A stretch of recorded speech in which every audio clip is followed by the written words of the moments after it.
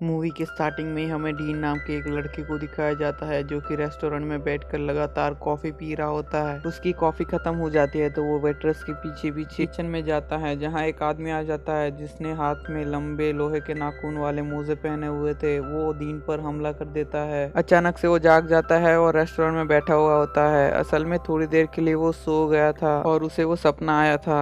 फिर जब वो अपने हाथ को देखता है तो वो चोट जिसे वो सपने में लगी थी वो रियल में भी उसके हाथ में होती है। असल में यही कारण होता है कि वो बार बार कॉफी पी रहा होता है। जब भी वो सोता है वो साया उसके सपने में आकर उसे मारने की कोशिश कर रहा होता है। तभी उसकी दोस्त क्रिस वहाँ उसे मिलने के लिए आती है। डीन उसे सब कुछ बताता है कि उसके साथ क्या हो रहा है। क्रिस डीन को कहती है कि ये सिर्फ तुम्हारा एक वहम है, लेकिन डीन उसे बताता है कि ये सिर्फ एक वहम नहीं है, ये उनके बचपन में शुरू हुआ था। और बातों ही बातों में वो क्रिस के ऊपर कॉफी गिरा देता है। और जब क्रिस अपने कपड़े साफ करने के लिए बाथरूम में जाती है तो डीन फिर से सो जाता है और वो साया उसके सपने में आता है। वो साया उसे बुरी तरह से जख्मी करता है और आखिर में उसे मार देता है। उसके सभी जानने वालों को लग रहा होता है कि डीन ने अपने आप को खुद ही खत्म कर लिया, लेकिन असल में उस सपने में आने वाले आदमी ने मारा होता है। डीन के फ्यूनरल में क्रिस भी आई होती है। वो देखती है कि उसकी और डीन की बचपन की वहाँ पर फोटो लगी होती है जो कि प्लेग्राउंड में खेल रहे थे। क्रिस एकदम से हैरान हो जाती है उसे देख के, क्योंकि वो दोनों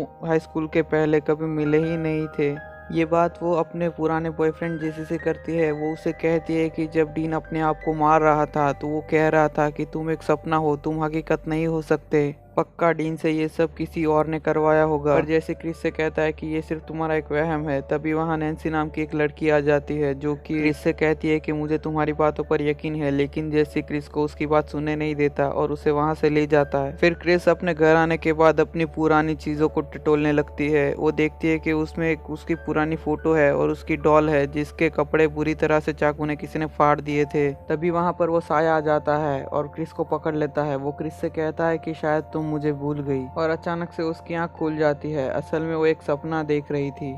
जिस साया ने डीन को मार दिया था, अब वही साया क्रिस के पीछे पड़ जाता है उसको मारने के लिए। नेक्स्ट डे जब क्रिस अपने स्कूल में जाती है, क्लासरूम में उसकी आंख लग जाती है और वही साया उसके सामने आ जाता है। वो उसे देख के चिल्ला उठती है और अचानक से जाग जाती है और वो फिर अपनी बुक्स लेके वहाँ से भाग जाती है। फिर रात को क्रिस जब अपने कमरे में होती है, उसका पुराना बॉयफ्रेंड जेसी वहाँ पर आता है। क्रिस उसे बताती है कि जब भी मैं सोती हूँ मेरे सपने में एक साया आता है जो मुझे मारने की कोशिश करता है। जेसी बोलता है क्या उसके नाखून बहुत बड़े हैं? ये सुन के क्रिस हैरान हो जाती है। असल में जेसी को भी ऐसे ही सपने आ रहे होते हैं। क्रिस बहुत डर जाती है और जेसी को अपने साथ सोने के लिए कहती है। फिर जब वो दोनों एक साथ अपने कमरे में सो रहे होते हैं तभी क्रिस के सपने में वही आदमी आता है। वो क्रिस को पूरे कमरे में उड़ाने लगता है। जेसी वो सब देख रहा होता है लेकिन वो उसकी मदद नहीं कर पाता। देखते ही देखते वो साया क्रिस को मार देता है। जैसे वो सब देखकर डर जाता है और वो सीधा नैन्सी के पास जाता है। वो उसे बताता है कि क्रिस को किसी ने सोते हुए मार दिया है। मैं जानता हूँ कि तुम्हें इस बारे में कुछ ना कुछ पता है। तुम नैन्सी को फ्यूनरल में इसी बारे में बात कर रही थी। नैन्सी उसे बताती है कि मुझे भी एक ही तरह का सपना आता है और उसमें एक गाना सुनाई देता है। उस गाने में एक नाम है, वो नाम है फ्रेडी क्रूगर। जैसे उससे कहता है कि तुम सोना मत, अगर तुम सो जाओगी तो वो शायद तुम्हें भी मार देगा। घर से बाहर निकलते ही पुलिस उसे क्रिस के खून के जुर्म में गिरफ्तार कर लेती है। जब जेसी जेल में होता है वो ना सोने की बहुत कोशिश करता है लेकिन उसकी आंख लगी जाती है और वो अपने आप को एक फैक्ट्री के अंदर पाता है जहां 5 साल के छोटे बच्चों को कैद करके रखा होता है। और तभी वहां पर वो साया आता है जिसने क्रिस को और डीन को मारा था, जो बहुत बुरी तरह से जला हुआ होता है और उसके नाखून बहुत तेज होते हैं। वो अब जेसी को भी मार देता है। नेक्स्ट सीन में नैन्सी को दिखाते हैं जो अपने बॉयफ्रेंड क्विंटिल से मिलने गई होती है। क्विंटिल एक ना सोने की दवा ले रहा होता है क्योंकि उसे भी उसी तरह के सपने आ रहे होते हैं। नैन्सी अपनी मॉम से पूछती है कि डीन, जैसी, क्रिस या क्रिस्टिन से उसका कोई लेना देना है? मतलब जब वो छोटे थे तो एक साथ प्ले स्कूल में पढ़ते हो। तब उसकी मॉम उसे हिचकिताते हुए मना कर देती है। फिर नैन्सी नहाने के लिए बाथरूम में जाती है और बाथटब में उसकी आंख लग जाती है और अचानक से वो अपने आप को प्ले स्कूल में पाती है और तभी वहाँ पर वो साया आ जाता है। वो साया नैन्सी से कहता है कि शायद तुम मुझे भूल गए लेकिन तुम मुझे सबसे सबसे ज्यादा पसंद थी, तुम्हारी खुशबू सबसे अलग है। तभी क्विंटीन का फोन आता है और नैन्सी अचानक से उठ जाती है। वो क्विंटीन को बताते ही कि मैं सो गई थी और सपने में मुझे वही साया आया था। वो उसके पास आ जाता है। नैन्सी उससे कहती है कि मेरी मॉम मुझसे कुछ छुपा रही है और वो दोनों घर का पुराना सामान चेक करते हैं और उन्हें वहाँ एक फोटो मिलते हैं जो कि नैन्सी के प्ले स्कूल की होती है और उस फोटो में डीन, जेसी, क्रिस और क्विंटीन भी होता है।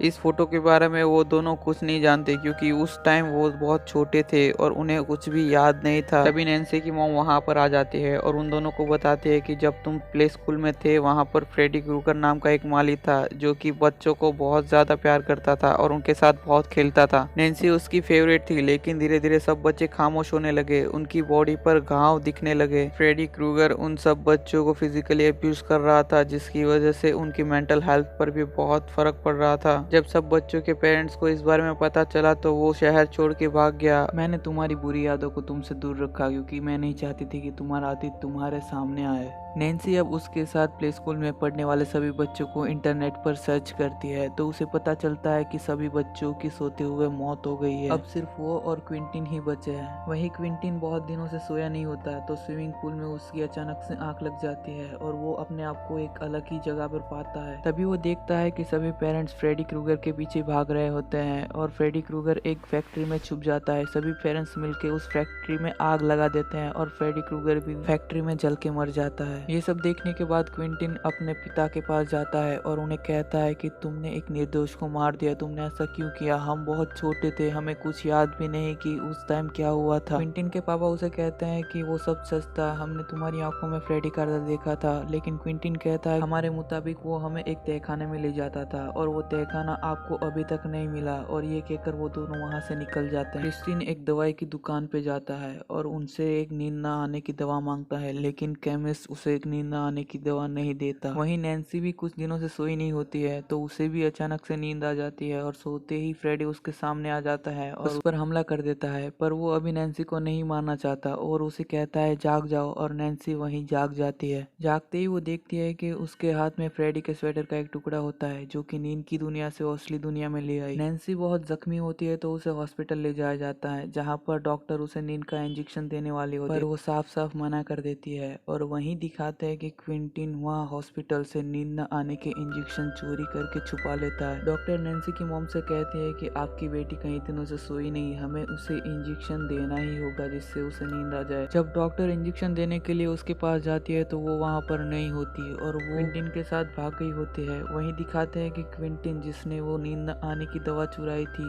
जो कि एड्रेनालाइन के इंजेक्शन थे, वो उसकी एक डोज ले लेता है, लेकिन नैन्सी वो डोज नहीं लेती है। अब ये दोनों इन्वेस्टिगेशन करने के लिए वही प्ले स्कूल में जाते हैं जहाँ पर ये दोनों बचपन में पढ़ा करते थे। इन दोनों को फ्रेडी का रूम मिल जाता है और उन्हें वो तहखाना भी मिल जाता है जहाँ पर फ्रेडी सब बच्चों को फिजिकली एब्यूज करा करता था।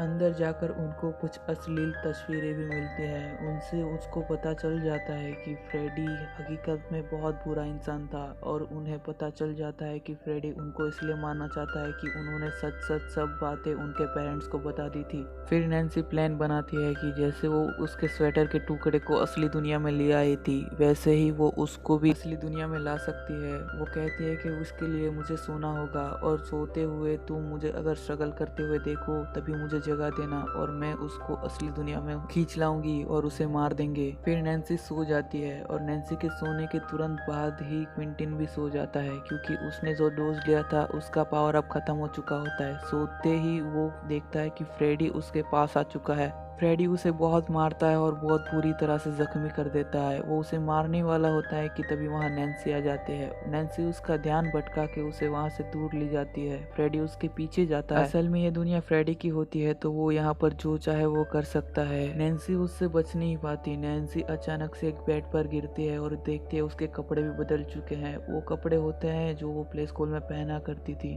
और वो बुरी तरह से मजबूर होती है। फ्रेडी वहाँ पर आता है और उसे बताता है कि ये मेरी फेवरेट फेवरेट ड्रेस है और मैंने तुम्हें अभी तक इसलिए नहीं मारा क्योंकि मैं तुम्हें मारना नहीं चाहता। तुम मेरे साथ रहोगी और इसी दुनिया में रहोगी। तुम असली दुनिया में कोमा में चली जाओगी और अब से तुम मेरे साथ ही रहोगी। वहीं असली दुनिया में क्विंटीन जाग जाता है। वो नैन्सी को जगाने की बहुत कोशिश करता है लेकिन नैन्सी नहीं जागती। पर तभी उसे याद आता है कि उसके पास एड्रेनलिन का एक और इंजेक्शन बचा है। वो उसके दिल के पास इंजेक्शन लगाता है और नैन्सी वहां से जाग जाती है। उसके साथ फ्रेडी भी उस दुनिया में आ जाता है। क्विंटीन फ्रेडी पर हमला कर देता है लेकिन फ्रेडी बहुत ताकतवर होता है। वो क्विंटीन को बुरी तरह से जख्मी कर देता है। वो क्विंटीन को मारने वाला होता है तभी नैन्सी एक हथियार लेकर उसका हाथ काट देती है और उसके गले पर वार करती है। तभी वो मर जाता है। ये दोनों उस पूरी जगह को जलाकर वहां से बाहर निकल जाते हैं। वहां पर एम्बुलेंस और पुलिस वाले भी आ चुके होते हैं। क्विंटीन को एम्बुलेंस में ले जाया जाता है क्योंकि वो बहुत बुरी तरह से जख्मी होता है। फिर नैन्सी और उसकी मॉम उसके घर आ जाते हैं लेकिन तभी वहां पर आईने में फ्रेडी दिखता है। वो आईने को तोड़कर उसकी मॉम को आईने के अंदर खींच लेता है और आईना वापस से जुड़ जाता है